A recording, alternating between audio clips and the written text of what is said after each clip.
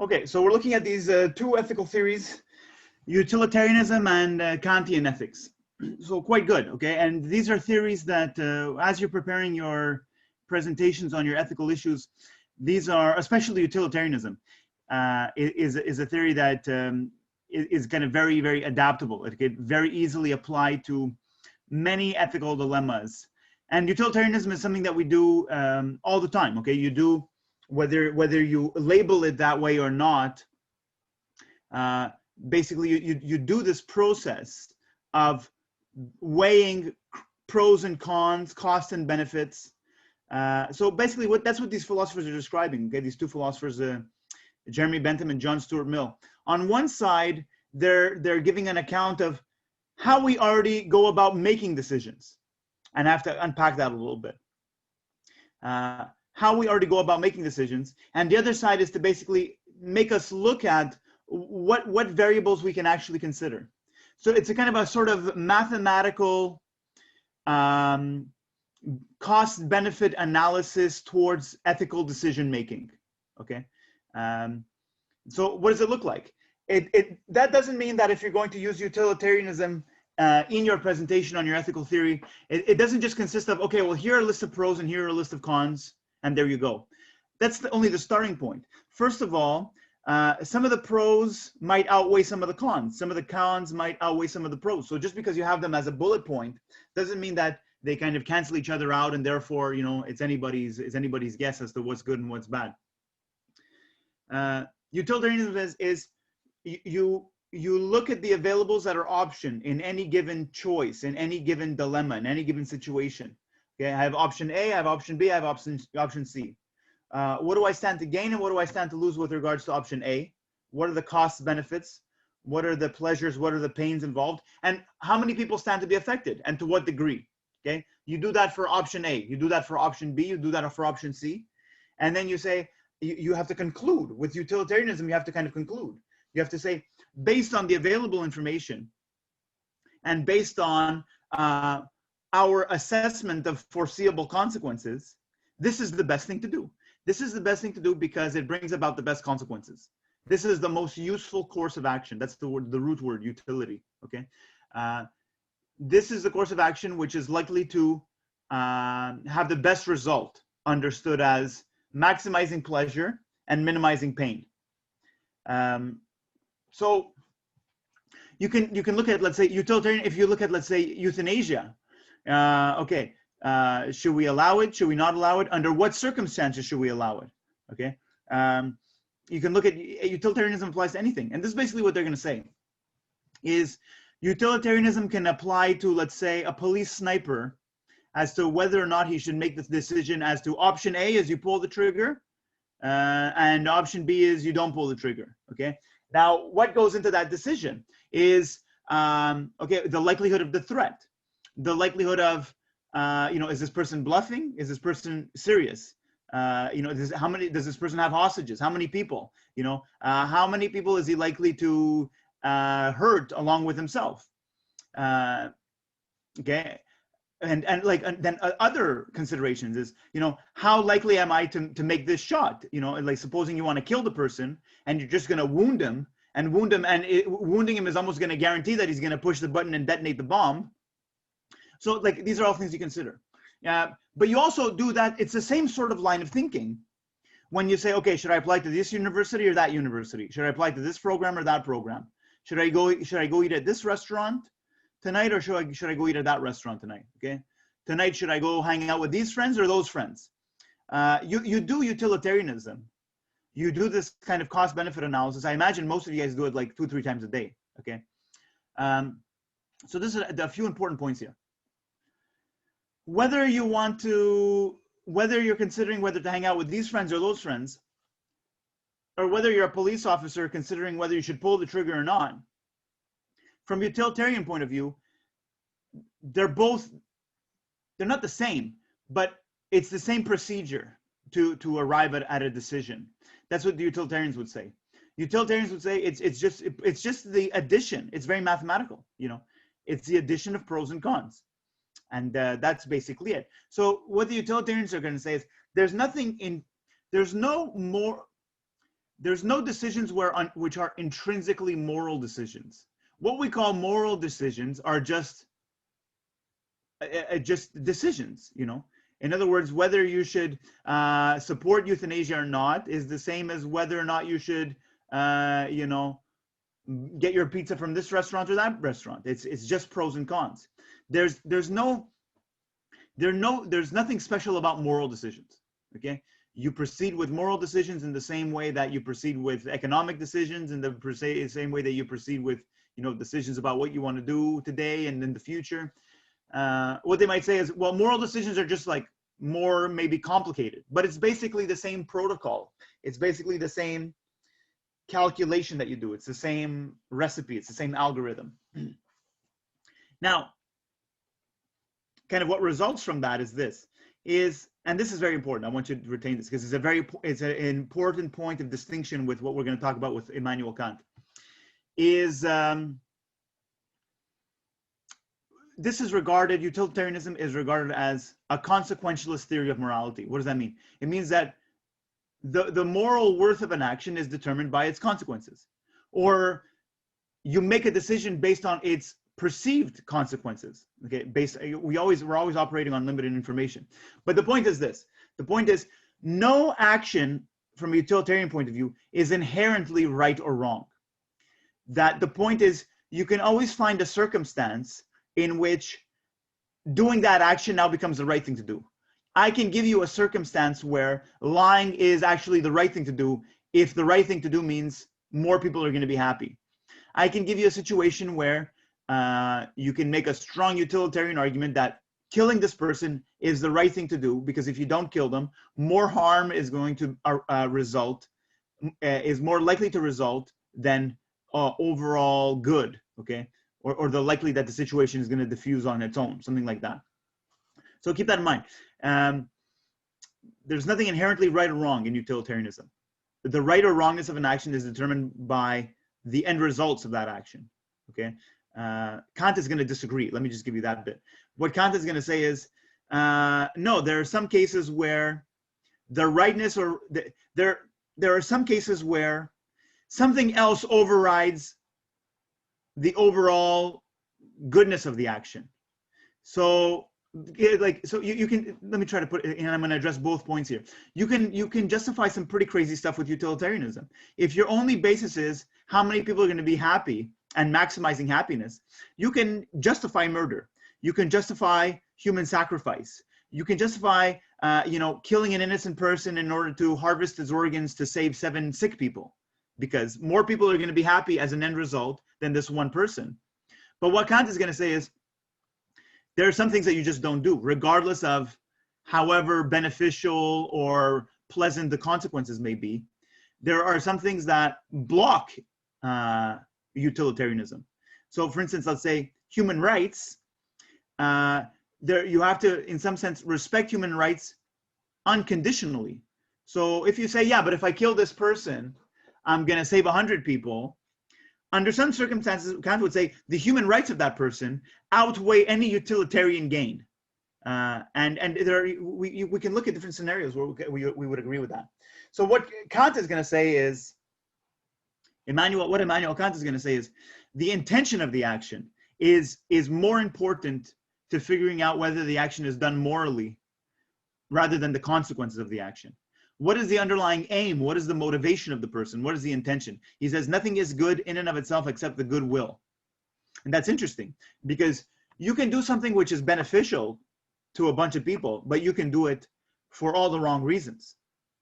So Kant would say that shouldn't count as moral. We shouldn't regard this person as a saint if you do something that carries with it positive consequences, but is done with an ulterior motive or a bad intention.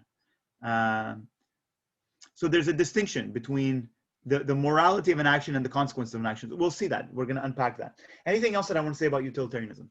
Okay. If you have any questions or comments, just jump right in. Okay, just cut me off. So let's get into this. So it's pretty straightforward. Okay, I mean, you guys already have a, what is it? It's coming along or what? Okay. So pretty straightforward, okay? An ethical doctrine that the moral worth of an action is solely determined by its overall contribution to overall utility. So how does the action bring about pleasure or pain? Happiness. Happiness here understood as pleasure or pain. Actions are right in proportion as they tend to promote happiness, wrong as they tend to produce the reverse of happiness. Okay, so I don't know if I want to give you this example now, but let's say a student in the other class presented on the ethics of the music industry and music consumption. And he talked about, okay, you know, back in the day there were CDs and MP3s, and now we go into streaming. You can make kind of two arguments. You can say, if you look at a lot of streaming platforms, there's a case to be made that these streaming platforms do not respect the artist. They do not pay them well enough, especially if you consider the cost of producing music and so on. So from that point of view, what Kant would say is it's sort of abusive. You're not respecting the dignity of the artist. You're sort of undermining the quality of the product. So from that side, it would be kind of unethical. But from a utilitarian side, you would say, well, now if more people have access to more music more easily and more cheaply, even though the artists are sometimes getting ripped off, if music is now more available to more people and more quickly, even though maybe their appreciation of music is diminished because now music is a lot more like fast food, if they have a lot more of these little bits of happiness from listening to music consistently, not even knowing who produced it or not even caring about who produced it or the artist at all, maybe nonetheless you're going to have more happiness. Maybe there's more happiness from music streaming than there was from, let's say, a previous arrangement which benefited the artist more. But you know, you can say, oh, it's still not. What variables are you looking at? Okay, maybe it's still a bad thing. Maybe, yeah, sure, everybody's happy, but maybe on the whole, in the long run, it's going to undermine the quality of music because everybody's now playing this game of trying to get views and not really caring about quality. That in the long run, actually, from a utilitarian point of view, it might actually be a bad thing, but that's not foreseeable yet. So things might be, the immediate consequences might be good, but the long-term consequences might be bad. So that's also kind of what Kant is going to say about utilitarianism in a way, is morality is not based on, is not discovered in the outside world. Because how long do you want to look? Are you going to look at consequences in, you know, a month from now, a year from now, 10 years from now? What about 100 years from now? There's a lot of things that we do which seem to be beneficial if you look at it in a kind of a 1-year game or a 2-year game. But if you look at the full picture and all the variables and you look at, okay, well, what's going to happen here if we use these technologies, you know, in 100 years from now, you know, with regards to, let's say, environment or pollution and so on, say it doesn't make sense. Okay. Let's just get right into it. So where does this come from? There's two things I want to say on this slide. This comes from, you know, late 18th century, 19th century, this development of a lot of social sciences, if you think about, let's say, economics, with a basis on mathematics. This idea that we can have formula for this kind of stuff. We can have formula for economics. We can have formulas for, you know, efficiency. And so there's no reason why morality should be any different. These are all just different sorts of decisions. Now, here, this is what I want to say actually here. This is one of the main guys, Jeremy Bentham, presenting utilitarianism, okay, this principle of utility. Again, an action is right as it tends to promote happiness, wrong as it tends to diminish it, for the parties whose interests are in question. So just to give you an example, even in his death, Jeremy Bentham said, well, what is the most useful way to die? Okay, useful way to die, in other words, what can be the greatest pleasure or utility derived from how I choose to die? And he says, when I die, send my body over to the medical faculty so that the students there can perform, you know, an autopsy on my cadaver, so that even in my death, I'll be useful. Very utilitarian way to, you know, very utilitarian approach. Let me skip over this. So now, what do you consider? Here I have extent is at the bottom, but extent is pretty straightforward. The more people stand to be impacted positively by your action, the better. Okay. so that's when we talked about it a little bit last class with Epicureanism. We talked about this idea of marginal utility, that the more you have of something, adding more doesn't necessarily bring with it a proportional usefulness. So there's a kind of a tapering off of efficiency. If you have one car, you can make a lot of use out of it. If you have two cars, you can't use two cars as optimally as you use one car, and it tapers off, okay? If you have $100,000, that might be very useful. But if you have $1 million and I give you $100,000, that same $100,000 is not as useful as the first $100,000. It kind of it tapers off. So again, you can get a pizza and eat it all to yourself, and that's pleasurable at the beginning, and then you might get a stomachache at the end.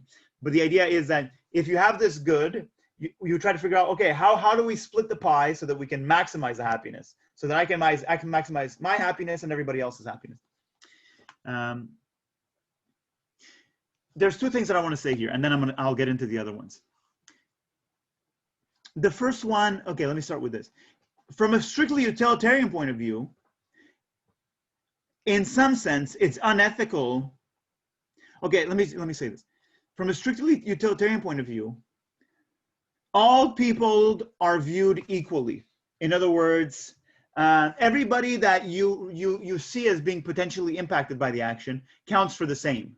There aren't people that count for more and other people that count for less, basically speaking. So the idea is, if you're going to spend $15 on your lunch, that's sort of unethical, because you're only feeding yourself once with that $15. But if you take that $15 and send it to a third world country, you can make lunch for 100 school children. So the maximal number would be, no, you don't eat lunch, okay? Or you eat, let's say, just rice and lentils, for $1, you make it yourself. And the remaining $14 should go to a third world country where it can give 100 school kids lunch. That's more useful, okay? But the point is, so that expresses a sort of limit of utilitarianism. And I don't want to talk I'm talking a lot about the criticisms of utilitarianism, but utilitarianism is good. There's a lot of legitimate applications where it works quite well. But if you're always considering the bigger picture, you're never going to finish the equation. You're never going to basically finish and say, okay, now these people are people that I factor into my calculation, and these people are not people that I factor into my calculation. Do you factor animals into your calculation? Do you factor factory farmed animals into your calculation? They as sentient beings, do they enter into the decision that you make? The point is, no, that we're limited, okay? That's one point that I want to make, is that we're limited, and you're not going to appreciate truly all the variables that come into your decisions, and you're not going to appreciate all the people that stand to be impacted by your decision. One more thing I want to say is, this is sort of like a fact of life in a way, is in all honesty, you don't really consider other people as being equal to yourself. There's a sort of tapering off in the sense that if you're going to get a pizza, okay, if you can get away with it, okay, you're going to eat the pizza first, and then once you're full, you're going to pass it down, okay? The goods are going to be passed down once you've had your fill, and that's how things are in some sense. In some sense, that's just kind of the way it is. In some sense, it's kind of regrettable, but you have this dissipation of, I don't know what to call it. It's a sort of dissipation of care, that you consider yourself first, and it's a kind of an egocentric, gravitational center in a way. You consider yourself first, and then your family, and then your friends, and then your entourage, and then and it trickles outward. So like people that you don't know that are living on the other side of the world, I can't legitimately require you to consider them in all the decisions that you make. It's just impossible. It's ridiculous. Okay. Another one. Now let's go back to the top here. Is intensity. He says a more intense pleasure is more preferable than a weaker one. Okay, that's true, but that's not the only variable. If it was the only variable to consider, then even though you derive some pleasure from attending this class online and doing this whole Zoom thing, oh yeah, there's pleasure in that. But there would be more pleasure in, let's say, buying some crack cocaine or buying some heroin behind Barry UCAM and shooting it up. It's more intense pleasure. Now, some people do that. In other words, some people, they have a sort of inadequate utilitarian module in their brain, and that's the emphasis that they put on the intensity of the pleasure outweighs the other variables that they consider, and they get themselves in sort of a bad shape, because you're going to see some of the other variables. The other variables would override that, and you say, no, that yeah, it might be pleasurable for now, but there are other pleasures that are going to be impacted. My quality of life is going to be impacted, and so on. So another one is duration. Pleasures that last longer are preferable to those that don't.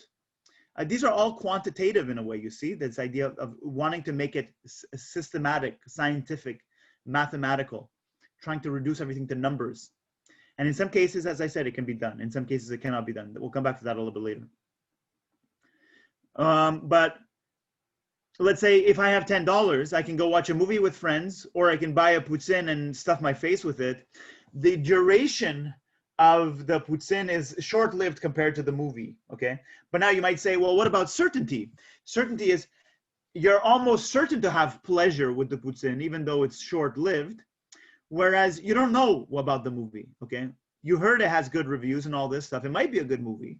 There's a 90% chance it's a good movie, but it's not guaranteed. So an act which guarantees pleasure or makes pleasure more likely is better than one that doesn't have the same likelihood. So again, it's like, it's like you want to go to two restaurants that you've never been to. Your assessment of the probability of the quality of the restaurant, let's say what information would be relevant, reviews, what your friends have told you. All else being equal, it's in some sense unethical in a strange way. It's unethical to go to the restaurant which you assess as being less likely to be quality, less likely to be good and tasty. That's a kind of an interesting way to put it. So certainty. Let's go quickly through these. I don't want you to remember all of these, okay? I just want you to get the essence of it, that it's a sort of a calculation. Propinquity. If a pleasure is far off in space and time, the action is less right.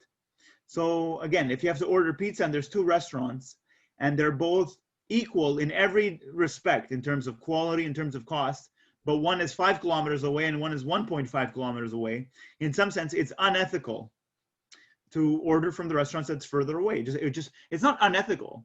It's just that it's kind of irrational, okay? You're always oriented towards the most efficient outcome in terms of maximizing pleasure, and getting your food faster because it's closer to you is more pleasurable in a way, okay?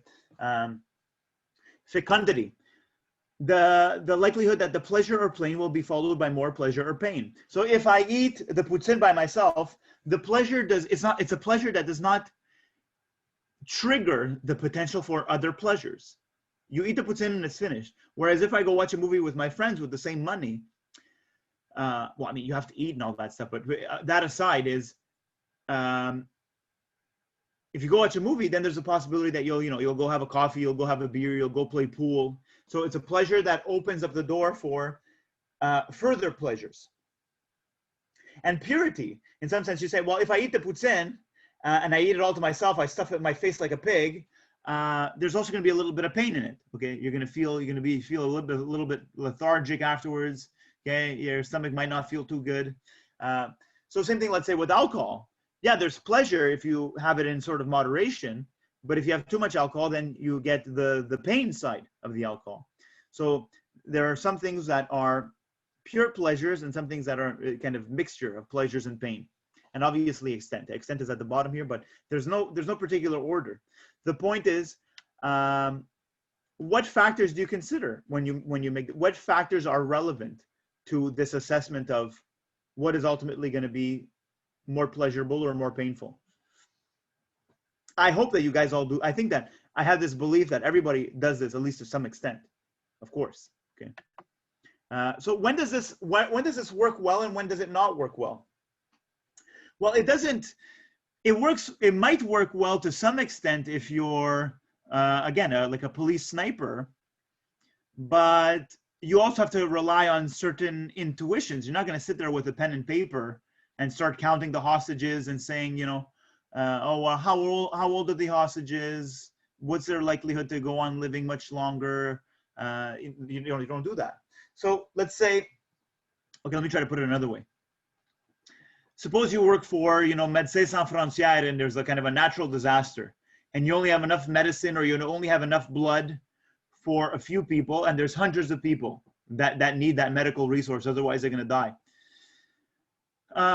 You can proceed in a utilitarian way, but the point is there are other things that come into play. If there's, let's say, what I'm trying to say is this: some decisions require what you call sort of hot thinking. Okay, you have to be able to think quickly. You have to come to a decision quickly, and utilitarianism is not like that. Utilitarianism requires, at least to some degree, that you sit down and you take the time to evaluate possible options and possible consequences of those options. When it works well, this is an example. I have this example of, let's say, what kind of meal should you have in a school? How much should it cost? What equipment will you need? How many people will be affected by it? How will it affect the students' attention and their learning and their overall health and so on? One good example is in Canada, many vaccines are covered. Okay. Now, why is that done? Is it done because they care about your individual health? No, not really. Is that they've done basically a utilitarian or economic calculation. It's very economic in a way. So they say, well, let's talk about, let's say, hepatitis. Okay. You have a kind of hepatitis vaccine. So they say, we're going to make this available to the entire population. And assuming that, I don't know, maybe 95% of the population is actually going to get this vaccine. Okay, it's probably more than that. And so this multiplied, all these people multiplied by the cost of the unit of the vaccine, which is, I don't know how much it is. Okay, let's imagine it's a few dollars, whatever. So it's okay, like probably hundreds of millions of dollars. Now, what's the flip side? So that's option A, is you just vaccinate people against hepatitis A, suppose. Option B is you don't do it. And what will happen is, in the first case, you're vaccinating people that would never get the disease to begin with. In the second case, you're not vaccinating people, or you're, let's say, giving them the choice to vaccinate themselves. And what's going to happen is, let's say 1% of the population, I don't know, okay, let's say 1% of the population is going to get hepatitis A. So now 1% of the population, as opposed to 98% that received the vaccine, times the cost of the vaccine. Now you have 1% of the population times the cost of hospitalization and treatment for hepatitis A.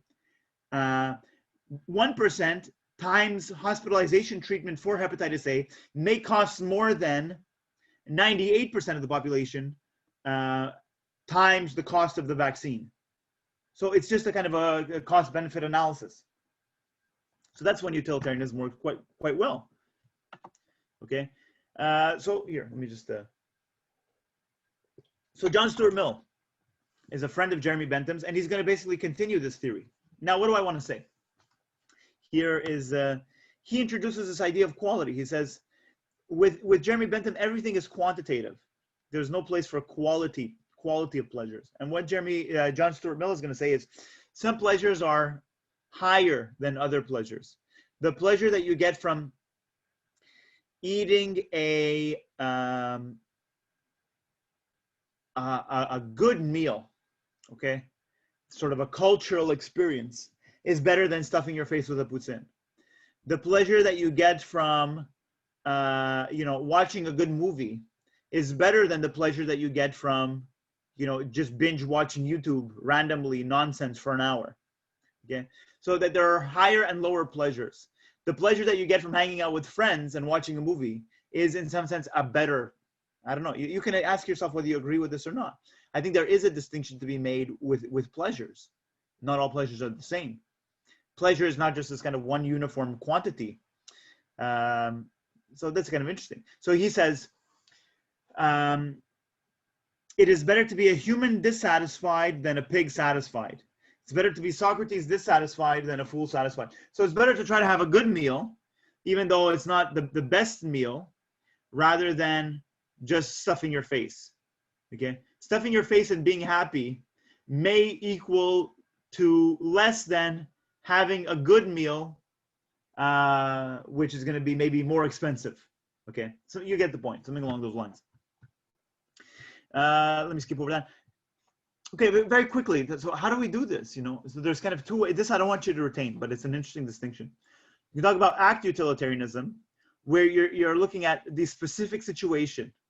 Okay, you're looking at the pros and cons of any given specific situation. In rule utilitarianism, what you're doing is you're coming up with general rules. Okay, a general kind of protocol. So it's sort of a kind of a heuristic or a shortcut or a rule of thumb. Let me give an example. Example that comes to mind is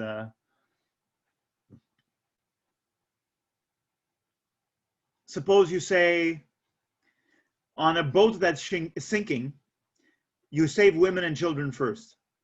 That's very much a kind of a general guideline. Okay, it's a rule of thumb. When the boat is sinking, you try to save women and children first. And there's reasons for that. Okay, kind of maybe more vulnerable or whatever. And why do you say? Because as a general rule, in the past, what we've seen is given this protocol, you're going to get the best result. So generally speaking, when a boat is sinking, you save women and children first. All right. But you can also think about an exception to that. You can say, suppose, let's say the Titanic is sinking, and on this Titanic, all the men happen to be the greatest scientific minds of all time. In this case, it would be better off, you would have more happiness in the long run if you saved the men on this particular boat. So it's like, do you look at the specific situation? What the specific situation requires is that you have the time to consider who's there, who stands to be affected, what are all the variables, which takes a lot of time. Rule utilitarianism is what has generally worked in the past. And that saves you a lot of this kind of fine grain variable, looking at who's going to be affected in this particular situation. So it's a bit faster, rule utilitarianism. As a general rule, you do this. Okay. Moving right ahead here. So,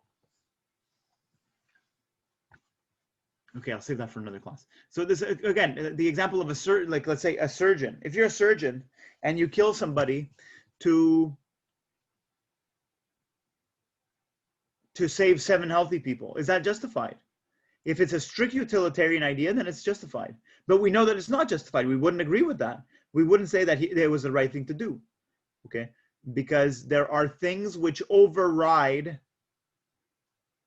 consequences, okay? And that's basically what Kant is going to talk about.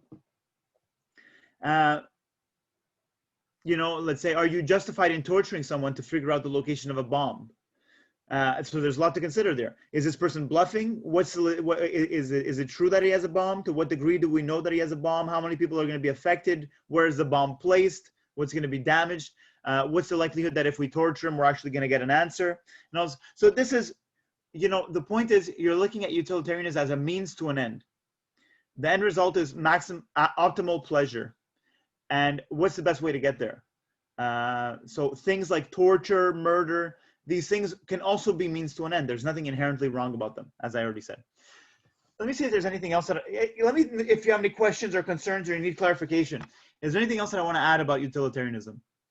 I think that's about it. So let's look at Kant. Okay, what's Kant going to say? Kant is going to say, and I just want to start with Kant. Okay, we'll finish off Kant probably next class, but about half an hour with this. Kant says the opposite. Kant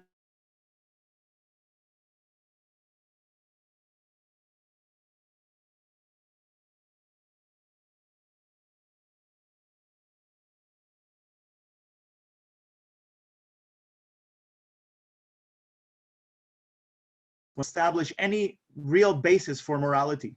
You can always find a different situation. You can always find a different situation where the rule which you previously had no longer applies, or where you can find a situation where your moral rules, you're willing to now break them. So let me try to give you this example. Okay, this is an example that I use. I think so. How much money would I have to give you to kill a perfect, innocent stranger. Now, you can look at it from an egoistic point of view and you say, well, I don't care, give me money as long as I know that I'm not going to get caught. It doesn't matter. I don't give a fuck about this other person. Forget about that, okay? But this idea that even from a utilitarian point of view, you say, okay, if I say I'm going to give you $5 million to just, kill this innocent person, are you willing to do it? Usually, I hope most people would say no. Okay, and that's what Kant is going to say. Kant is going to say, if you understand what morality is, if you're a principled person, there's no amount of circumstances or outcomes, regardless of how pleasant it might be for you or beneficial it might be for you, you just don't break that rule. You say, I don't kill people for money, period. Okay, doesn't matter whether you give me $100 million. But then you might say, well, if you give me $5 million to kill an innocent person, I can use that $5 million and I can help out a lot of poor people. So yes, sure, I'm killing one innocent person and they're going to take the big hit, but all the other people that are affected by the money that I get from killing this person to help them, the happiness is going to be bigger. Kant is going to say it still doesn't matter. Doesn't matter what there are just some things that you just don't break. Okay, there's some rules that you just don't break. And this is what he says. He says, you figure out what those rules are for yourself. Those are your moral standards. Ask yourself, are there any moral standards that you would not violate? Ask yourself if that applies to you. If you would kill an innocent person, or if you wouldn't. Again, you say, I don't kill an innocent person for, I'm not going to infringe on somebody else's human rights to benefit somebody else's. People do that all the time. People are crazy and narcissistic and have all kinds of, daddy issues, and they felt inadequate, so now they have to kind of have dominance and power and exert their power over other people. There are all kinds of motivations for what people do and why they do it. Okay, but Kant said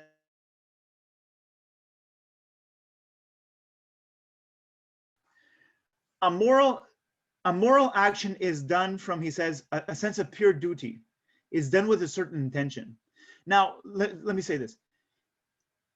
If you don't do something from a moral intention or from a moral sense, that doesn't mean that it's a bad thing or that you're a bad person.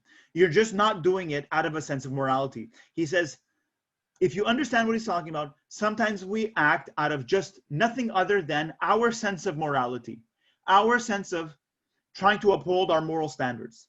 Okay, if that makes sense. So he says that requires two things. This is very important. This is kind of one of the last things I want to say, but I'm going to bring it up here. This requires two things. It requires that you figure out what is moral for yourself. It means that you're not subject to coercion. You're not just listening to authority. You're not just listening to popular opinion. You're doing it because you know that that's what makes sense. And you're doing it because that's the world that you ultimately want to live in. You're acting in accordance with your vision of the world as you would like to see it.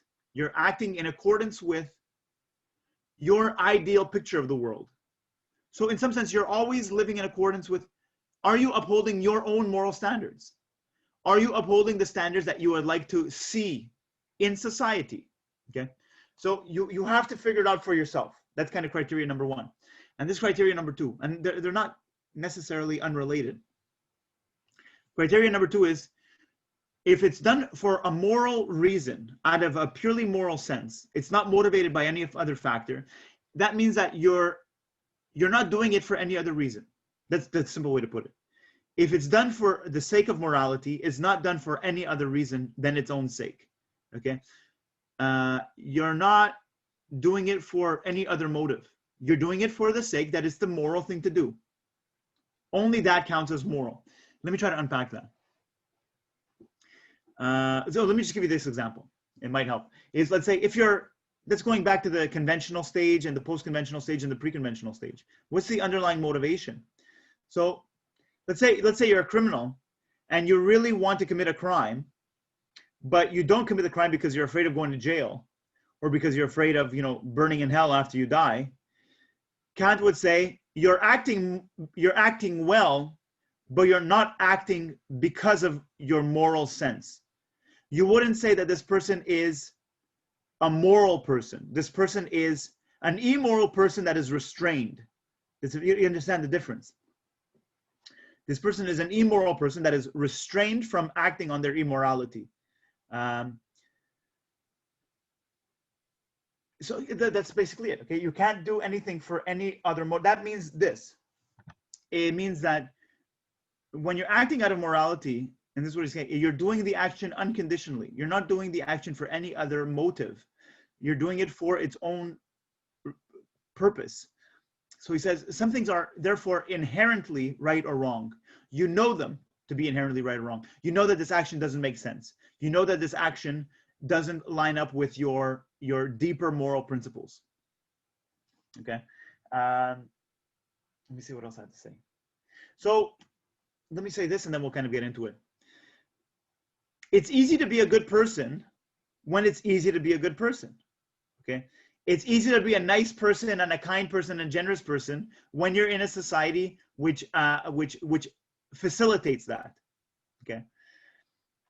The question is, are you willing to live in accordance with your moral principles when it's not so easy to live in accordance with your moral principles? What you see is a lot of people are good, but as soon as the circumstances change, they become bad.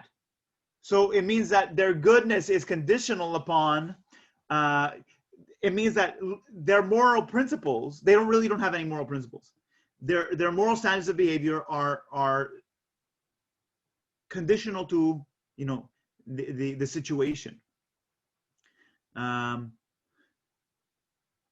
it's like, again, that person, he says, you know, if you kill an innocent person, then I won't kill these 1,000 innocent people. And you say, well,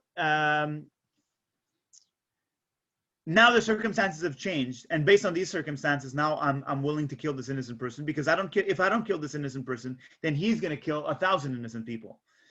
Kant would say, no, you just don't play that game. Okay. Now, so what else do I want to say there? It's very post-conventional. He's really describing this kind of post-conventional attitude. You don't do it because it's societally sanctioned. You don't do it because it's a law. In some sense, you figure out your own laws. Okay. You do it out of a sense of autonomy, and you do it out of a sense of what can you universalize your behaviors? Can you imagine a world where everybody behaves as you do? Now, let me just say this, and then we'll get into it. This is a problem that arises with Kant. It's a real problem that arises with Kant. It's a bit of a different topic, but let me just say it here.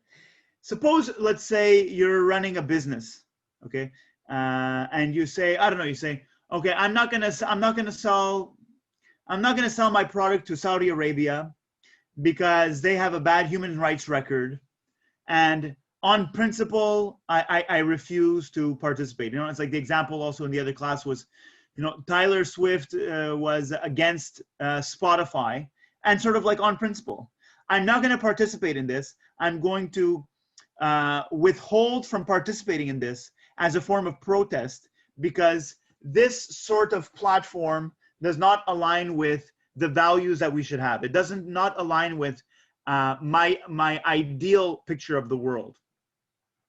Now, the problem is this. The problem is that's quite good, okay? And it's a great form of protest and you're standing your own ground. The problem is if you're not selling your merchandise to Saudi Arabia, your competitor will, okay? And now all of a sudden, you are a moral person. You are a person of moral standing that's out of business. So the point is, who cares about your morality, okay? Who cares?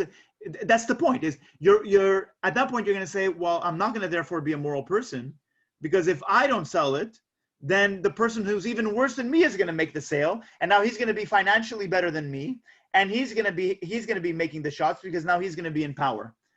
He's going to have the kind of the market power. So yeah, it's a bien beau, you know, like you want to live in accordance with your principles. What Machiavelli is going to say is, no, sometimes you have to know how to play the game. That if you're a little bit too principled, it's going to end up leading to your destruction.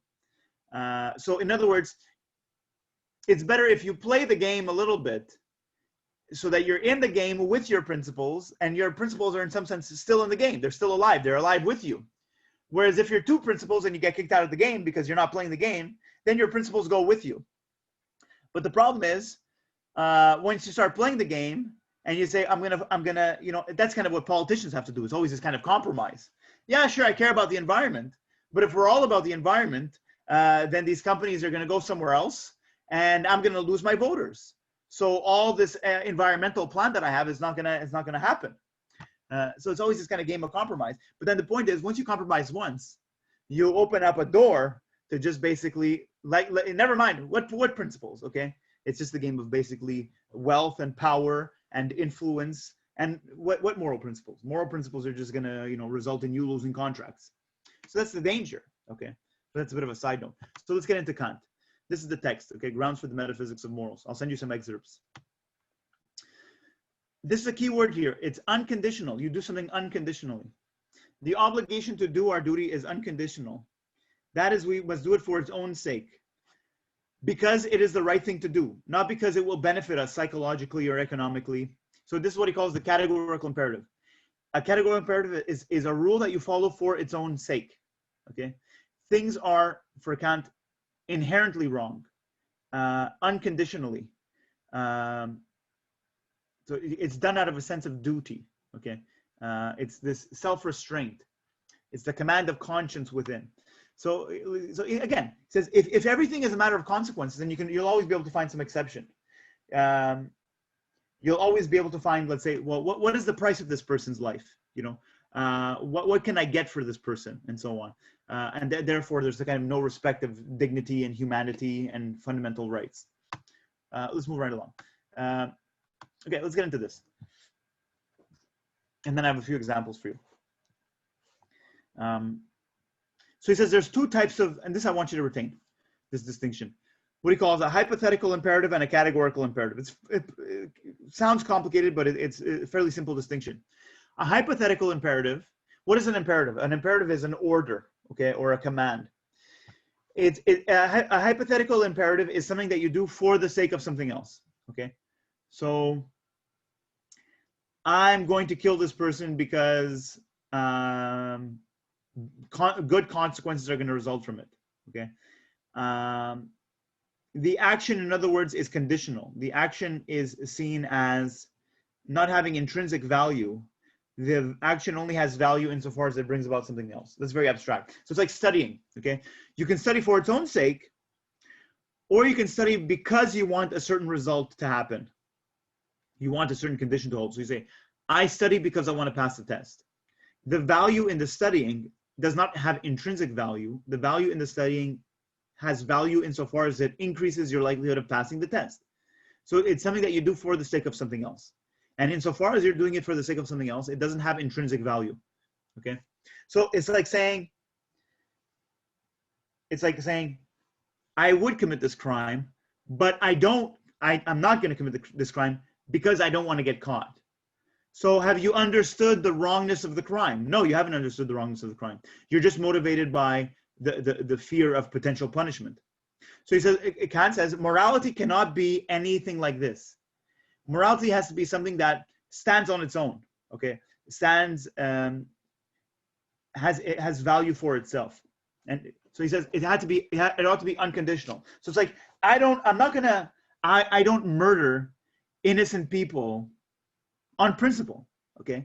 So the idea is this, you don't break that principle unless there's some higher principle that requires you to break this principle in order to, there's nothing about circumstances which are in and of themselves, the circumstances are not going to make you break the principle. There's no amount of reward or benefit or gain which is going to make you violate your own moral principles. So if you go back to kind of virtue, this idea is that virtue is who you are. It's an expression of who you are. It's not for the sake of something else. It's for its own sake. It's an expression of the beauty of yourself as a moral person. So in the same way with Kant is these moral principles are what define you. So if you forfeit your moral principles, you're somehow kind of lost. You're just a kind of, all you do is there's nothing of substance about you. You're just kind of responding to changing situations. There's nothing fundamentally solid about you. Let me give you this example. I guess this works. there's a film, I forget what it's called. It's called Brother or something, Brothers. It says two soldiers, I think in Iraq or Afghanistan. Okay. It's a American invasion of Iraq or something like that. And basically they're captured by these, these enemy combatants. I don't know, it's a Taliban or whatever. You get the point. And they're surrounded, these two soldiers. And they basically say, okay, now we're going to play a game. You guys are going to fight to the death. And whoever wins gets to live, and whoever dies, that's too bad. Okay. Now, not even from a utilitarian point of view, this kind of egoistic, pre-conventional fear, what you get in the movie is one of those, and these guys are like very good friends. Okay, that's kind of built up in the story. They're very good friends, and then they basically are made to fight to the death. And the guy who wins and goes on surviving, you see, yes, he's gone on surviving, but he's destroyed. He's a destroyed human being. Okay, from that point onward, he's completely lost. Because yes, you go on surviving. In some sense, you got the best. In some sense, you got the best case scenario. You live, and the other guy's dead. But in some sense, you got the worst case scenario, because you lived having violated your moral principles. You don't even know what you stand for anymore. You're just like you're morally empty. Okay, and you see that the guy is basically destroyed. So there are fates worse than death, and that's when you get the real martyrs. Okay, the real martyrs are, their moral principle is more important than their own livelihood. They say, I'm not going to back down on my moral principle just because somebody's threatening me with, imprisonment. So that's strong. You see, that's that's the extreme of the post-conventional. If anybody has any questions or comments, just... Yes, I would just remember the Hunger Game. Do you have an opinion about this movie? I don't really recall. I've seen it. I've seen them. I don't really recall so it's basically like that, if I'm not mistaken. They're all put here, and it's like, the survival, the person who wins survives. They fight against each other for their life, and so this idea is like, the idea is like, no, I'm not going to play, I'd rather die with my moral dignity than play this game, and that's like, the point is, that's strong. Like, nobody can take that away from you. Okay. But again, we have all kinds of, fear and all that stuff. I'm not even sure I can live up to that. That's the kind of the further end of the post-conventional. I'm not even sure, are you willing to be able to stand your ground like that? Again, as I said, it's easy to be good when it's easy to be good. When the situation changes, you see that a lot of people that were good when it was convenient to be good are no longer good when it's no longer convenient to be good. And that's the challenge, And then what happens is that's kind of, Stanley Milgram and all that stuff. You end up being an agent, a passive agent in a very destructive process, because you don't stand up for, so now there's a lot of people like that. There's a lot of people involved in, businesses and corporations and government that know that what they're doing is bad, but they don't want to lose their job. They're scared of all that. They're scared of being the whistleblower. Kind of whistleblower is a good example. You're kind of, like Edward Snowden, Julian Assange. You're putting your own skin in the game for what matters to you. So that, anyway, you get the point. Thank you. What else did I want to say there? So okay, let's move on, and you're going to get the point. So he says, nothing is good in and of itself except the good will. So let me see what time it is. Let me give you two examples. Let me give you this example. This example happened to me. So it's probably happened to many of you. I went once, to the store. I bought something with a $5 bill, and the cashier, she gave me back $10 plus change. So as I walked away, I realized, okay, she gave me back a bill. It doesn't make sense. So she gave me back, I get paid with $5, she gave me back $10 plus change. And as I'm walking away, now there's a kind of a moral decision that has to be made. If you're purely egoistic, there is no more, the moral decision doesn't arise. You just say, sweet, okay? I just got free stuff and I made money, So I was like, I was a bit younger. I was running to catch my bus. And I have a situation. Do I return the money because I have this feeling that I ought to? Now, where does this feeling arise? It arises again from this moral sense of, I would want, if I was her, I would want the money to be returned. Another way to put it is, I want to live in accordance with my standards. You know, if you're not going to live in accordance with your standards, nobody else will. Everybody has to kind of live up to their own moral model. It says that now, if I return the change, I'm going to be satisfying the voice of my conscience, but I'm going to miss my bus. Okay. And what Kant is going to say is, when you actually say, but I have to, the sense of duty, I'm okay, here it is, you know, I'm going to return the change. And it's at a cost to you. It's inconvenient. Like for Kant, it's like you're doing it for its own sake and opposed to all kinds of other motives. That being moral is almost inconvenient in this other sense. Okay. But in the other sense of, let's say, the martyrs, it gives them so much. It gives them meaning in life and so on. But being moral is in some sense inconvenient. It's like, oh, fuck, now I'm going to miss my bus. Okay. But I have to. And you're compelled. You say, this is my moral obligation. Okay. I just have to. So you return the money. So you're doing it not for any other reason. You're not doing it because you think God is watching you. You're not doing it because you think the cameras caught you. You're not doing it because you're with your friends and you want to impress them. You're not doing it because you want to impress the cashier and you want to get her number. You do it just because. Okay. And that's when Kant says, that's when you're acting out of a sense of morality. Okay. If there is no such thing as that, then there is no such thing as morality. Morality requires that. I think that makes sense. Let me give you this example. I might be able to kind of wrap up Kant. Well, no, there's going to be a few more things, but well, this is an example. I love this example from the film The Dark Knight. Some of you have seen the film Dark Knight, okay? Batman, Dark Knight, Heath Ledger, the Joker, and all this stuff. So at the end of the movie, there's this scene, the fairy scene. This is what I'm referring to. So some of you guys know what I'm talking about. This kind of social experiment that the Joker does is everybody's running out of Gotham, and you have one boat is full of prisoners, convicts that are being transported, and the other boat right next to it is full of civilians. One boat full of civilians, one boat full of prisoners. What the Joker does is he fills them with bombs, and he gives the detonator to the other boat. So the civilians have the detonator to the prisoners' boat, and the prisoners have the detonator to the civilians' boat. And he says, okay, let's play a game. You blow the other boat up, and you live.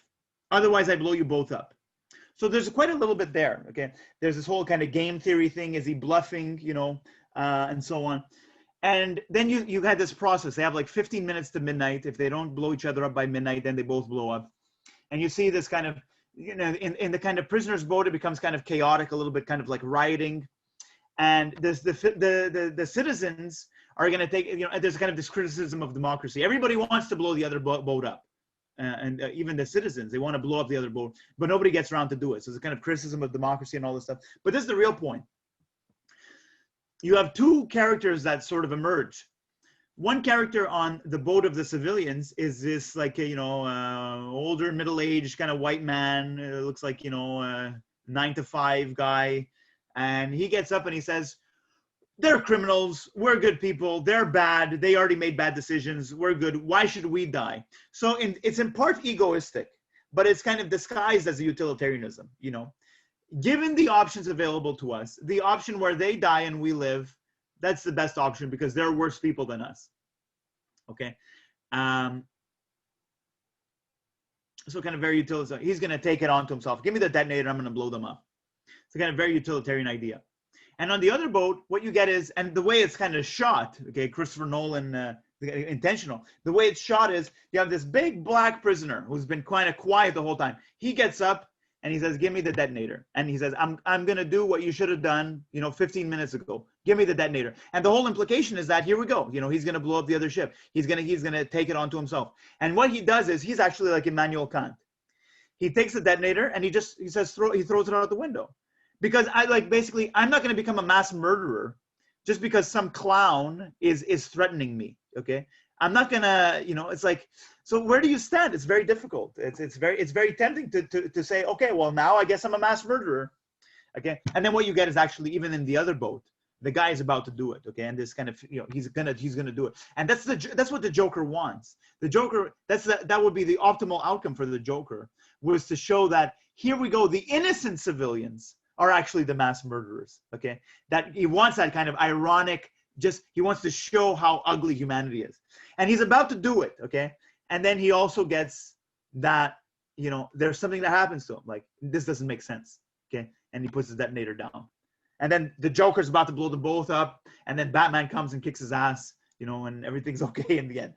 But it would have been better even if the Joker didn't have a detonator, you know, that if it would have been even stronger if he was just purely bluffing, okay? And then Batman nonetheless kicks his ass. So that's the point, okay? You see, hopefully that makes sense. So he says the intention of, what's the underlying intention of the action? You can do a good thing for the wrong reason.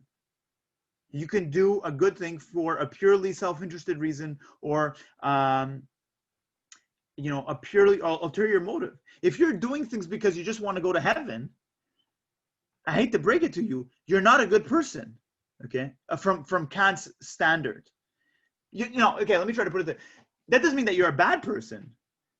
So not being a moral person doesn't mean that you're a bad person. It just means that you're not acting out of that higher moral sense. Okay, hopefully that makes sense. So let me just give you the kind of the rules here, and then I'll wrap this up again a little bit next class. So he gives basically 3 basic rules. The first rule is, and I'll read it and then I'll try to kind of decode it a little bit. He says, act only on that maxim by which you can at the same time will or desire or imagine that it should become a universal law.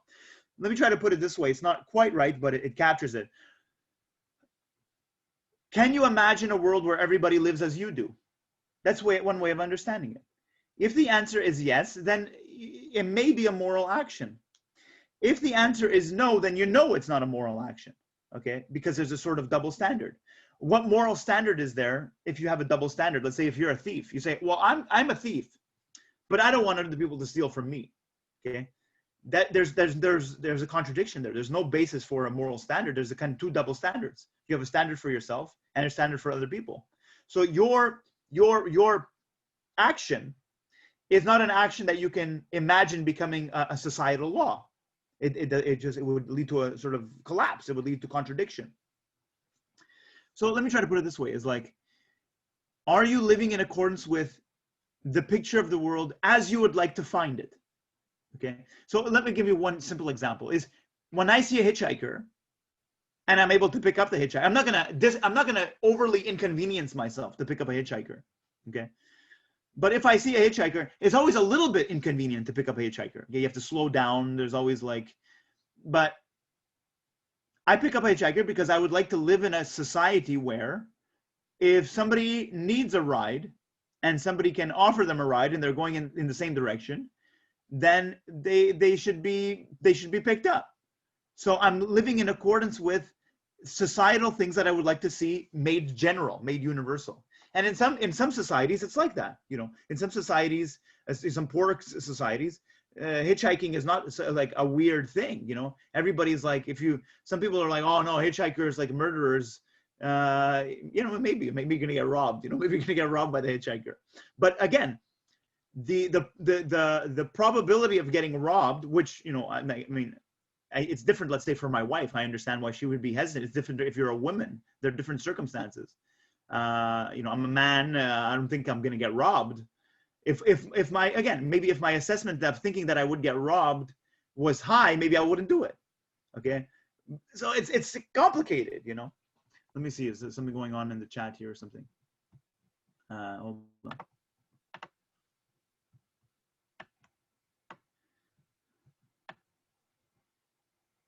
What's this? Until you see one hitchhiker, and when you stop, 5 others come to ride. Yeah, well, yeah, well, yeah. I mean, you know, usually I don't think usually that's not the case. I haven't experienced that. Okay, I can imagine that it could be the case. You know, they're all hiding in the bush somewhere. You know, they all want to kind of. So that's the first one. It's kind of, are you willing to universalize your moral actions? The second one is this idea of reciprocity. A very simple rule, he says. Are you willing to treat others the way you would like to be treated? There's reciprocity. Can you, there's kind of 2 variations of it. The first one is what you call the golden rule. Are you treating others the way you would like to be treated? And the variation of that is what you call the silver rule. which is formulated negatively. Do not impose on others what you yourself do not desire. Basically, again, you have this one underlying standard of behavior. So let's say if you take slavery, you say slave, well, I enslaved them, but I would not want to be enslaved in turn. That doesn't make sense. There's a kind of a contradiction there. You have to have some kind of justification. You say, well, I enslave them because I'm superior to them. I can impose my will upon them and they allow me to do so. Therefore, I can enslave them. They're inferior to me. Okay. Well, what if now, some group comes which is superior to you? Would you still abide by that? If extraterrestrials came down, which are now superior to you, would you be enslaved by them? The answer would still be no. So fundamentally, the idea is that what you're doing is wrong, because you can't universalize it. You wouldn't be able to stand in the other person's position. That's basically the second one. So if you think about slavery is a good example. If you think about, let's say, what about, so he says, how does he formulate it? He says, always treat humanity, this is the second one now. Always treat humanity, whether in your own person or in that of another, never simply as a means, but always as at the same time as an ends. That's kind of complicated wording, but what he's saying is, you can use people. Let's say you have an employee, you're using that person as for their labor. They're a means to an end for you, but you also have to recognize them as an ends. You can have an employee that you use, but you have to also simultaneously respect the humanity of the employee. And so maybe, like, say, some companies, some corporations don't do that. That the employee is just a kind of an expendable cog in the machine. If you don't want to do this work for this price, I don't care about you. I don't care about your circumstances. I'm going to try to find somebody that can do this work for this price. Okay, so we talk about, let's say, sweatshops, some corporate labor, and so on. Okay, prison labor. So even let's say, again, another example would be like prostitution. Most times when a prostitute is solicited, the person is not regarding or taking very seriously the humanity of the person. In other words, the person might as well just be an object. Okay, they're just an object for you to get off. So there's no respect for the autonomy or the dignity of the person. If the person says, I don't feel comfortable, I'd like to stop, you say, no, that's not how it works, because you're just a kind of a tool for me. You're just an instrument. There's nothing recognizably, human about you. You're just using the person. And he says, what you're doing is you're undermining human life itself. Okay, it's completely inconsistent. Now, again, I guess you can solicit a prostitute in a way that's kind of respectful towards your humanity and her dignity and her liberty and her rights and her autonomy. I think that's the rare exception. Usually, the person is just regarded as an object, as a means to an end. Okay, so this example, this Tuskegee study. I don't want to go too much into the details, but 4 African American men are deliberately and knowingly infected with syphilis that went untreated for several decades as part of this kind of large-scale study in Alabama. Does this make sense? Well, let's look at it from a utilitarian point of view. You can say, from a utilitarian point of view, did we learn anything about this disease that was really meaningful? And the answer is no, not really. So even from a utilitarian point of view, the consequences were not even meaningful or beneficial. But what Kant would say is, you don't even have to wait for the consequences. You don't have to wait for the results. It's intrinsically immoral, because there's no informed consent here. You're just basically using the people as a means to an end. You're undermining the value of human life itself. So what's the point? What's the point of doing anything else? Or what's the point of doing what you're doing if you're undermining the value of the integrity of human life? So Kant is like, you don't even have to wait for the consequences. It's automatically, obviously immoral. No informed consent, no respect for the person's rationality, their autonomy, and so on. So, and then the last one is what we've already touched upon. Okay, he has a kind of interesting formulation of it, but basically he says, you all have to imagine yourselves as the kind of the grand legislator, that your actions are, you have to imagine that all your actions are suddenly universal or societal laws. Does that make sense? Okay. Now, again, with regards to laws, it's like, you don't follow laws just because they're laws. In some cases, what Kant would say is, following your moral principles may require you to go against, societally prescribed normative behavior or, societal laws. In some case, breaking the law is the morally right thing to do. so if you look at, again, like Edward Snowden, Julian Assange, Jack Kevorkian, these very post-conventional people, that's what we're going to get when we talk about Henry David Thoreau.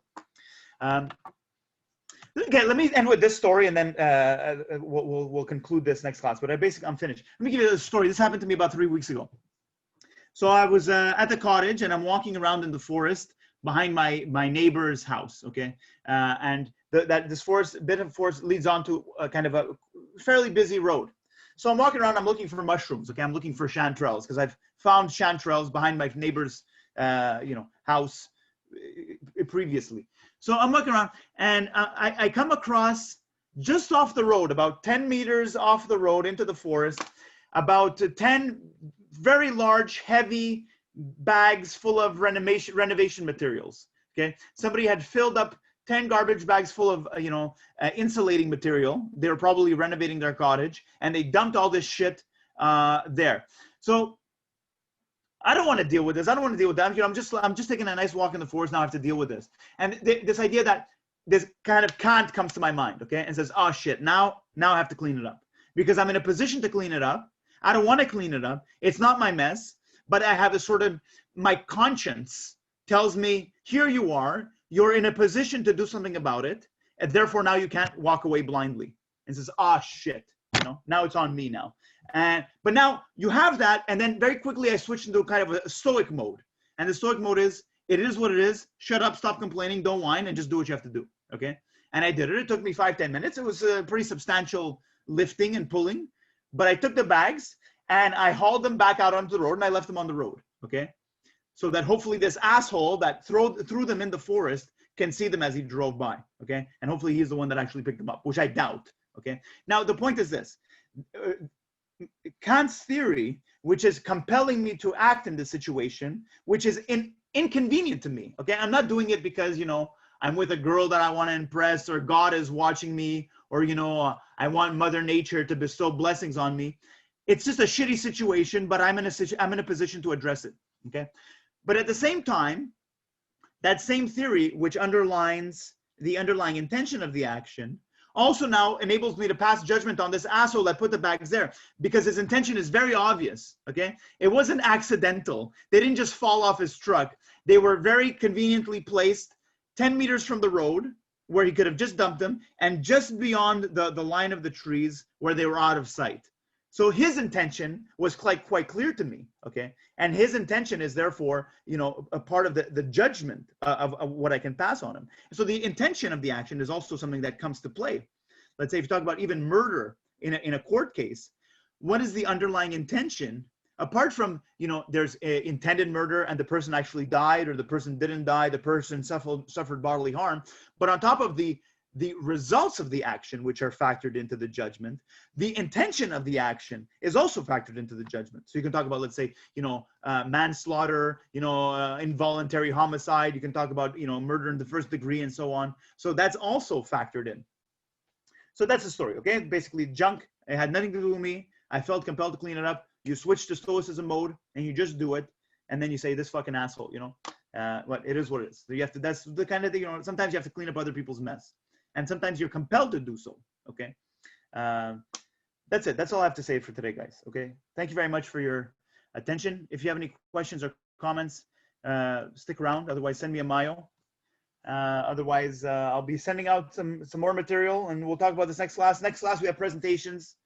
I'm looking forward to that, okay? If you have any questions about your presentation, send me a mail. Let me know. I'm looking forward to getting into the presentations and discussions. Thank you very much, guys. Have a nice day. Bye-bye. Bye. Thank you. Sir. Thank you. Bye-bye, guys. Thank you.